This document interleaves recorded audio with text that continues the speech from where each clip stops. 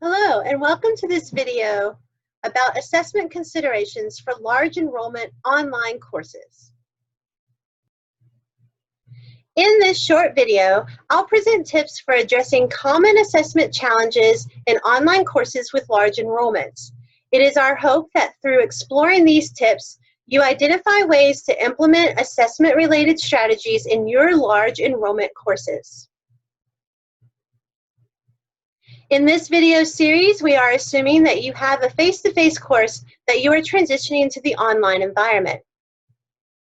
Here are some common questions instructors have about designing assessment for online courses with large enrollments. How do I reach students at an individual level when there's so many?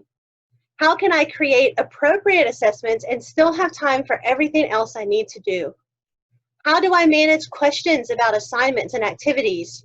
How do I manage grading? And how do I ensure student academic integrity? One of the most important aspects of high enrollment courses is the management of student expectations. So tip number one is be upfront about the grading differences in large enrollment courses with your students. Share with them how long you will need to grade important submissions. Maybe you need a week. Some assessments might be auto-graded, and let students know that. How can students ask questions about assessments? And what is the expected response time from you to answer those students? Also, be sure to clarify this at the beginning of your course. When it comes to how students ask you questions, it's important to provide mechanisms by which they can do so. This is challenging in large enrollment courses, so tip number two is create a strategy for instructor-student communication. Remind students of your strategy throughout the course. Here are some time-efficient ways to encourage students to reach out. Hold virtual office hours. Set up a frequently asked questions discussion forum. That way you can capture those questions that are often asked multiple times and cut down on the frequency of individual student emails that you might receive. In large courses, encourage the students to answer one another's questions. Also, use the course announcements to communicate with all of your students at once. And establish a rhythm for communication, such as answering questions every Tuesday, sending an announcement every Monday, and perhaps sending feedback on assignments every Thursday. Once communication is established, consider how specific assessments can be implemented in a manner that doesn't overload your capacity for grading and feedback. Tip number three is leveraging quizzes.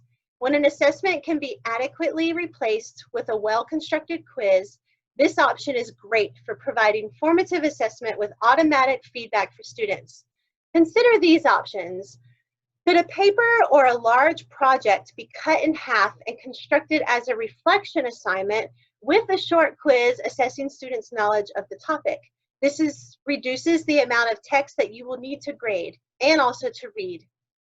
Or could you build in feedback for right and wrong answers on quizzes so that this serves two functions?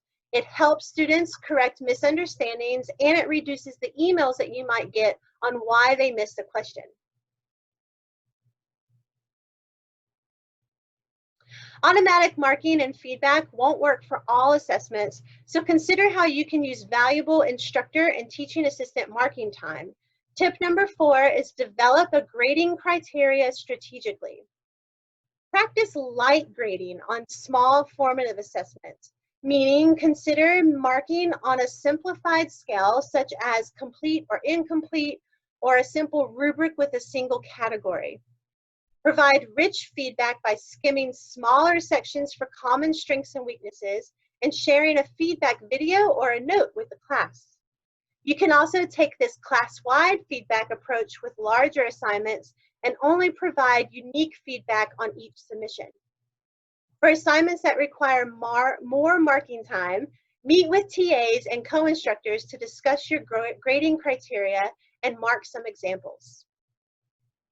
Many faculty are tackling the challenge of including social presence in their online courses. Online discussions can add social presence and be a rich form of assessment with a few key considerations. Tip number 5 is plan discussion forums for the large class environment. Consider the following.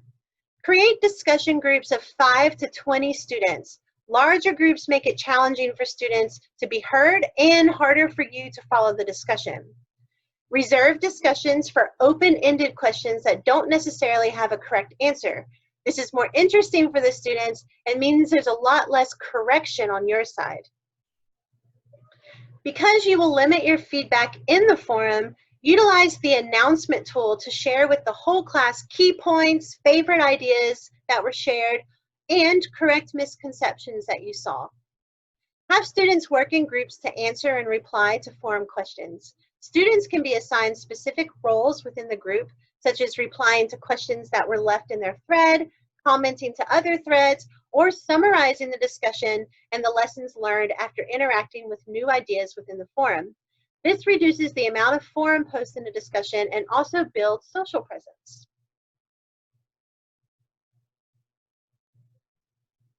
Because online assessment comes with concerns about academic integrity, tip number 6 is use strategies to reduce the likelihood of cheating. Communicate to students what academic integrity means in your class.